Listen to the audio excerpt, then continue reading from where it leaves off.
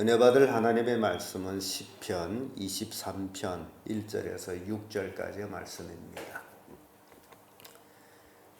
시편 23편 1절에서 6절까지의 말씀 찾으셨으면 교독합니다. 제가 먼저 읽습니다. 여호와는 나의 목자시니 내가 부족함이 없으리로다. 그가 나를 푸른 초장에 누이시며 시원한 물가로 인도하시도다. 내 영혼을 소생시키시고 자기의 이름을 위하여 의의 길로 인도하시는도다. 내가 사망의 음침한 골짜기로 다닐지라도 해를 두려워하지 않을 것은 주께서 나와 함께하시니라. 주의 지팡이와 막대기가 나를 안위하시니라. 주께서 내 원수의 목전에서 내게 상을 베푸시고 기름으로 내 머리에 바르셨으니 내 산이 넘치나이다. 나의 평생에 선하신가 인자하시니 정녕 나를 따르리니 내가 여호와의 뒤에 영원히 걸어가리로다. 아멘. 이 말씀으로 하나님이 목자 되면 이런 제목으로 은혜를 나누겠습니다. 인생은 정도가 어디에 있는지 어디로 가야 하는지를 실은 모르고 있습니다.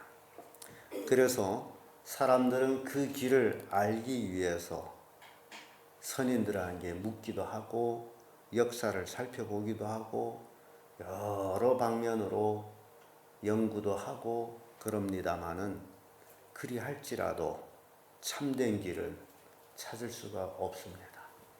그런데 하나님이 나의 목자가 되신다면 하나님은 그 길을 아시기 때문에 우리를 그 길로 인도하시는데 오늘 본문의 말씀이 바로 그 말씀을 주고 있습니다.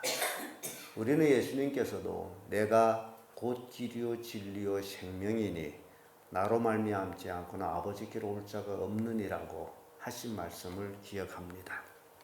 그래서 인생은 참된 길을 가기 위해서는 반드시 하나님을 만나야 되고 하나님의 인도하심을 받아야 한다라는 것을 가르쳐주고 있습니다. 오늘 다윗이 시를 보면서 너무너무 아름다운 시를 고백하고 있는 모습을 봅니다. 그래서 다윗은 하나님이 나의 목자시다, 여호와가 나의 목자시다 라고 고백을 합니다. 그러면 목자 할 때는 양이라는 얘기예요. 양과 목자의 관계. 양은 멀리 보지를 못합니다. 다윗은 왕이지만은 하나님 앞에서 양이라고 고백할 때는 나는 앞길을 모릅니다라는 얘기예요. 그래서 양은 근시해요. 멀리 못 봐. 그래서 누군가가 인도해 줘야만이 올바른 길을 갈 수 있는 게 양이에요. 우리도 마찬가지입니다. 하나님이 나의 목자가 되어 주셔야만이 내 인생길을 완주할 수가 있습니다. 그렇지 아니하게 되면 언제 어디에서 넘어질런지 구렁차에 빠질런지 벼랑 끝에서 떨어질런지 아무도 몰라요. 그래서 하나님이 나의 목자가 된다라는 것, 이건 굉장히 큰 축복입니다. 오늘 이 시간 통해 가지고 정말 여러분들의 목자가 하나님이 되시기를 진정 소원하는 바람입니다. 하나님이 목자가 되면 어떤 일이 있느냐? 그 첫째가 생명의 길로 인도하십니다. 1절에서 3절의 말씀인데 성경에 생명이라고 얘기할 때는 그 삶을 얘기하잖아요. 그 삶 속에는 여러 가지가 포함되어 있습니다. 그래서 1절의 말씀 보면 여호와는 나의 목자시니 내가 뭐가 없다 그러죠? 부족함이 없으리로다. 우리는 늘 부족해가지고 발을 바둥바둥 할 때가 있죠. 안타까워하고 조금만 더 풍성했으면 좋겠는데 모자라서. 근데 하나님이 나의 목자가 되시면 부족함이 없다. 넉넉하다는 얘기예요. 부족함이 없다.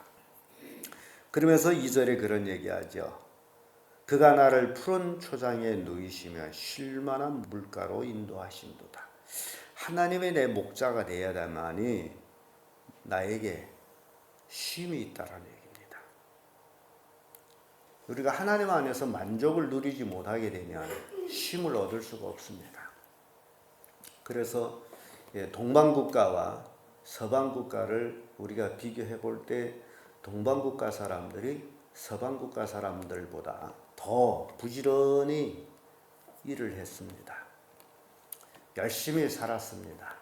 서방국가 사람들은 동방국가 사람들처럼 그렇게 아등바등 살지를 않았어요. 그 차이가 2000년 역사를 놓고 보는데, 서방국가는 기독교의 이제 역사적인 배경을 가진 나라가 많아가지고, 그래서 거의 서방국가는 국가가 거의 하나님을 찬송하는 찬송가입니다. 국가가 그럴 정도면 나라는 어떻게 되겠어요? 나라는 예배 중심입니다. 그래서 예배 중심이라면 주일날 어떻게 하는 거죠? 서방국가는 주일날 예배날이에요. 이 예배날에는 육신의 일을 쉬고 하나님 앞에 예배하는 날이에요. 그래서 예배하는 날. 서방국가가 동방국가보다도 2000년 동안 근 300년을 하나님 앞에 예배를 했습니다. 그런데 동방국가는 2000년 동안 하나님께 예배하지 아니하고 부지런히 모듈해서 열심히 일을 했습니다. 그런데도 불구하고 서방국가보다도 근 300년이 뒤졌습니다. 이게 우리 역사에서 보여주는 거예요. 그래서 이 다윗이 고백을 보면서 하나님이 나의 목자가 되시면 그가 나를 푸른 초창에 누이시며 쉴 만한 물가로 인도하시도다. 하나님 안에서 풍성한 삶을 살면서도 쉼을 얻는다. 우리 인간은 매주 한 번씩 쉼을 얻어야 돼요. 교회 나와서 예배하며 하나님의 생명의 말씀 들으면서 우리 영혼이 안식을 얻어야 돼요. 근데 이 영혼이 안식을 못 얻으면 늘 불안합니다. 그래서 다윗은 쉴만할 물가로 인도하시도다. 목마름이 없는 거죠. 쉴만한 물가로 인도함을 받으면 쉼을 얻는 거죠. 뿐만 아니라 3절에는 내 영혼을 소생시키시고 자기의 이름을 위하여 의의 길로 인도하시도다. 이 영혼이 소생이 된다. 우리 인간이라는 것은요, 이 육체라는 것은 영혼과의 결합체예요. 그래서 우리에게는 영혼이 있기 때문에 우리 인간은요, 단지 밥만 먹고 사는 게 아닙니다. 밥도 먹어야 되지만은 또 영혼이 있기 때문에 하나님의 말씀도 먹어야 됩니다. 하나님을 모르는 사람은 지성이 있기 때문에 지식을 먹어야 된다라고 얘기합니다. 그래서 세상 사람들은 책을 많이 읽기도 합니다. 근데 굉장히 좋은 것처럼 느껴지지만은 책이라는 것은요, 누가 쓴 거예요? 사람이 쓴 거예요. 그래서 세상 책을 많이 읽어봤자 거기서 거기까지입니다. 왜냐하면 사람이 썼기 때문에. 그러나 하나님 말씀을 우리가 먹는다라는 것은, 이것은 비록 사람이 대피를 했지만은 하나님의 영감을 받아가지고 쓴 하나님의 말씀이기 때문에 우리가 이 말씀을 가까이 할 때에 우리 영혼이 소생되는 거예요. 새로운 힘을 얻습니다. 그래서 우리는 예배 때마다 뭘 들어요? 하나님의 말씀을 듣는 거예요. 그래서 예배에 하나님의 말씀이 없다. 그러면 그 예배가 아니라는 거예요. 이해가 됩니까? 기도는 될 수 있어요. 그러나 예배가 아니라는 거죠. 예배는 반드시 뭘 들어야 된다? 하나님의 말씀을 들어야 돼요. 왜냐하면 내가 하나님께 드리고 하나님께서 나에게 주시는 말씀을 또 들어야 되기 때문에. 그래서 다윗은 영혼이 소생한다라고 고백을 합니다. 이사야 40장 11절에 보면 그는 목자같이 양무리를 먹이시며 어린 양을 그 팔로 모아 품에 안으시며 라는 말씀입니다. 하나님의 잔잔한 사랑의 손길을 더듬는 그런 이제 고백이 됩니다. 또 에스겔 34장 14절도 좋은 꼴을 먹이고 우리를 이스라엘 높은 산 위에 두시니. 이 양들은 안전한 지대에 있어야 되기 때문에 높은 이스라엘 산 위에 두신다. 하나님의 산에 두신다. 하나님 산에 두면 거기에 뭐가 모읍니까? 이리가 모아요. 양이 양이 가장 취약점이 이리에 약합니다. 왜냐하면 양은 공격성이 아니기 때문에 이리한테 잡히면 죽어요. 그래서 양들은 무리쳐서 살아야 돼요. 목자가 있어야 돼요. 그래서 목자들이 그 양들을 잘 보살펴 줘야 됩니다. 이리에 가서 잡아먹지 못하도록 지켜줘야 돼요. 이게 교회라는 것이 바로 그렇게 되는 겁니다. 양들만 모여놓으면 뭐가 와요? 이리가 와서 양들을 하나하나 잡아먹어요. 근데 양들은 참 재밌는 게요. 그 양의 특징상 양이 양구리에 있는데 지금 승양이 와서 양을 잡아먹잖아요. 양을 뜯어먹는데도 매 소리를 안 내요. 죽을 때까지 소리를 안 낸다. 가만히 서서 다 뜯어먹도록. 그런 약점이 있어요. 그래서 양들은 이단에 빠져도 매 소리도 안 하고 빠져가서 죽는 거예요. 그러니 누가 있어야 돼요? 목자가 있어야 돼요. 그래서 이리가 오면 쫓아야지. 그래서 목자가 없는 교회는 교회가 아니라는 거예요. 양들이 다 이리한테 먹혀도 모른다는 거예요. 그래서 다윗은 하나님께서 목자 돼가지고 높은 산 위에 두신다. 시편 16편 11절에 주께서 생명의 길로 내게 보이시니 주 앞에는 기쁨이 충만하고 주의 우편에는 영원한 즐거움이. 주님이 인도자가 될 때에 기쁨과 즐거움이 넘쳐나는 양의 모습을 보여줍니다. 그래서 하나님이 목자가 되면 생명의 길로 인도받는다. 그래서 우리의 목자장이 되신 예수님 우리가 생각합니다. 예수님 우리를 어디로 인도하시죠? 생명의 길로 인도하십니다. 생명의 길로 인도하기 위해서 본인이 이 땅에 오셔서 저와 여러분들이 죄를 짊어지시고 죄값을 치르셨죠. 십자가에 못 박혀 죽으셨습니다. 죄값을 누구 죄값을 치르기 위해 그랬죠? 나의 죄값을 치르기 위해서 그래 치러주신 거예요. 그래서 내 죄값을 예수님이 치러주셨어요. 그리고 예수님은 우리에게 생명의 길로 인도하십니다. 얼마나 우리가 큰 은혜를 입었는지 몰라요. 그래서 우리는 늘 그것만 생각해요. 내가 본래는 죽을 수밖에 없는, 여기서 죽을 수밖에 없다라는 것은 본래는 내가 지옥으로 갈 수밖에 없는 그런 비참한 인생이었는데 예수님을 만나가지고 그가 나를 구원해 주셔서 지금 생명의 길로 인도하고 계시다. 나를 천국으로 인도하고 계시다. 대단한 축복을 우리가 받은 자들입니다.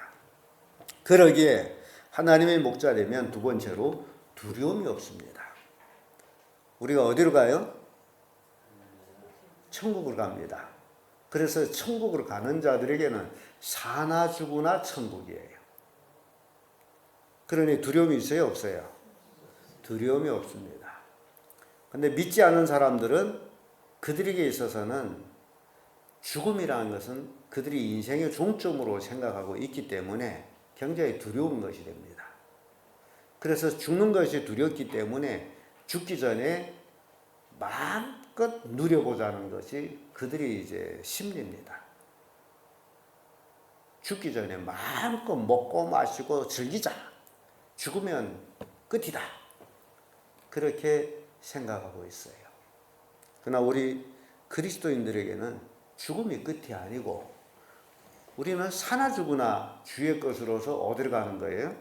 천국으로 가는 거예요. 그래서 두려움이 없습니다. 다윗은 이면에서 이렇게 고백합니다. 4절에 내가 사망의 음침한 골짜기를 다닐지라도 해를 두려워하지 않는 것은 주께서 나와 함께 하심이라. 주의 지팡이와 막대기가 나를 안위하시나이다. 사망의 음침한 골짜기라고 표현합니다. 죽음의 변두리를 얘기합니다. 다윗은 참 죽음의 고비를 많이 넘긴 사람이에요. 근데 그 고비 넘길 때마다 다윗의 고백은 내가 사망의 음침한 골짜기를 다닐지라도 죽을까 그 고비마다 넘기는 데 있어서 두려워하지 아니함은 그리할지라도 두렵지 않다라는 거죠. 왜? 주께서 나와 함께 하시고 주의 막대기와 지팡이가 나를 안위하시나이다. 그러니까 그런 험악한 죽음의 변두리에서도 주께서 권능으로 인도해 주시다. 나와 함께해서 인도해 주시다. 그러므로 두렵지 않다는 거죠. 하나님이 내 목자 되시면 우리의 삶 속에 뭐가 없다는 거죠? 두려움이 없다라는 거. 이게 대단한 큰 축복이에요. 두려움이 없는 삶. 모든 것들은 두려움 때문에 죄를 짓게 되고 두려움 때문에 마귀의 종노를 합니다. 그런데 두려움이 없기 때문에 마귀는 우리를 어찌할 길이 없습니다. 시편 27편 1절에 여호와는 나의 빛이요 나의 구원이시며 내가 누구를 두려워하리요. 두려워할 자가 세상에 없다라는 겁니다. 시편 118편 6절에도 여호와는 내 편이시니 내가 두려움이 없나니. 하나님이 내 편에 있기 때문에 두려울 거 없다. 시편 3편 6절에도 천만인이 나를 둘러치려 하여도 나는 두려워 아니하니. 천만인이 나를 애워서 치려고 해도 나 두렵지 않다. 얼마나 대단한 배짱입니까? 그런데 누가 함께하기 때문에? 하나님이. 그래서 여호와가 하나님이 나의 목자가 되시면 천만의 이때가 몰려온다 할지라도 하나님이 나의 목자 되시면 하나님이 그 지팡이를 툭툭 치면 다 죽어버리는데, 그래서 두려움이 없는 거예요. 이 땅에서 그 어떤 환난과 풍파, 핍박을 당할지라도 두려움이 없다. 예, 하나님의 목자가 되시면 그렇습니다. 끝으로 하나님의 목자가 되시면 하나님의 집에 거합니다. 5절에서 6절의 말씀인데 5절 6절 말씀 보면 주께서 내 원수의 목전에서 내게 상을 베푸시고 기름으로 내 머리에 바르셨으니 내 산이 넘치나이다. 나의 평생의 선하심과 인자하심이 정녕 나를 따르리니 내가 여호와의 집에 영원히 거하리로다. 우리 최종은 어디 간다 그런 거죠? 하늘나라 가는 거예요. 천국에 가는 거죠. 하나님의 집에 거하는 겁니다. 그래서 그 하나님의 집에 거한다라는 것들을 예수님은 너무너무 잘 표현해 주시기를 내가 너희를 위하여 처소를 예비하러 가노니. 예수님이 먼저 승천하신 것은 우리를 위해서 뭐 하러 갔다는 거예요? 집을 지러 갔다는 거예요. 하나님의 집에 우리가 거하도록 집을 지러 간 거예요. 그래서 그 집을 짓고 나면, 다 짓고 나면 우리를 데리러 오시겠다. 그런 의미에서는 예수님은 신랑으로 표현되고 우리를 신부로 표현됩니다. 신랑 신부. 예수님은 우리를 아내로 맞이하기 위해서 먼저 뭘 하는 거예요? 집을 짓는 거예요. 그래서 이 6절의 말씀 보면 나의 평생의 선하심과 인자하심이 정녕 나를 따르리니.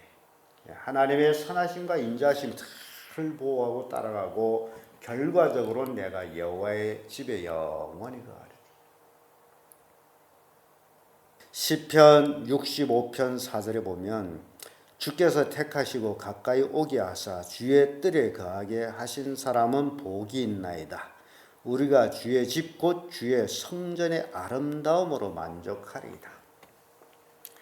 주의 집 하게 되면 성전으로 표현해요. 성전에서. 그러니까 우리는 지금 예배당에서 하나님을 예배하지만 이제 우리가 하늘나라에 가게 되면 하나님의 성전에서 하나님을 예배한다. 어마어마한 그 축복의 장소입니다. 또 시편 16편 5절에도 여호와는 나의 산업이요 나의 잔의 소득이니 나의 분깃을 지키나이다. 하나님이 함께하게 되면 우리의 모든 것들을 축복으로 채워주시는 하나님이시다라고 말씀하고 있습니다. 시편 84편 4절에도 주의 집에 가는 자는 복이 있나니. 그래서 이 땅에 가장 복 있는 자는 누구라는 거예요? 주의 집에 있는 자.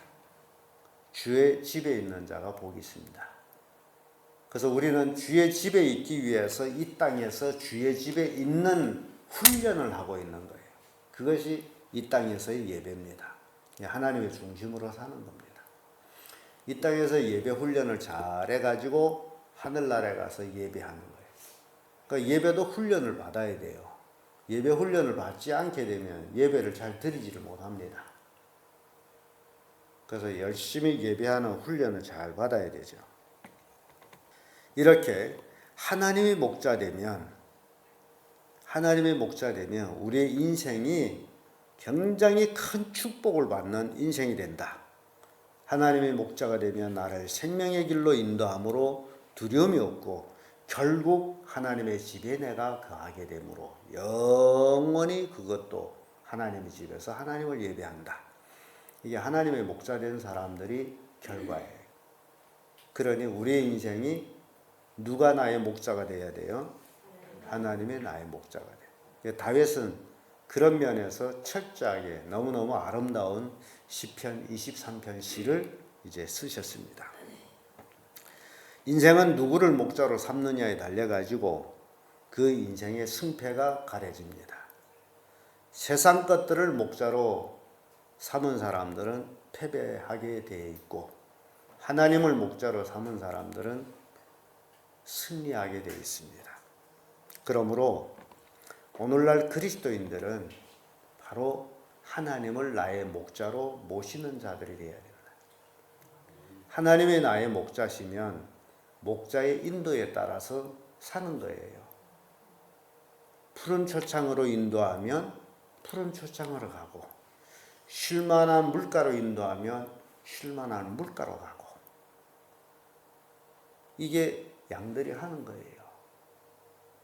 제가 이 말씀을 드리는 것은 목자 대신 예수 그리스도를 따라가게 되면 내 주견은 있다 없다? 없습니다. 그걸 꼭 여러분 명심하세요. 신앙생활하면서 하나님 말씀보다는 자기 주견을 내놓으면 안 된다. 양은 자기 주견을 내놓으면 양무리를 떠나야 돼요. 양무리를 떠나게 되면 바깥에서 누가 기다려요? 이리가 기다려서 좋다라고 잡아먹습니다. 그래서 죽임을 당하지 않으려고 하게 되면 자기 주견 없이 목자가 인도하는 대로 따라가는 거예요. 그게 양이에요. 우리의 참 목자이신 예수 그리스도의 말씀에 순종해서 따라가는 삶이 우리의 삶이라. 그리할 때 우리는 예수님이 나의 목자가 되어 주십니다. 예수님 분명히 말씀, 나는 좋은 목자다.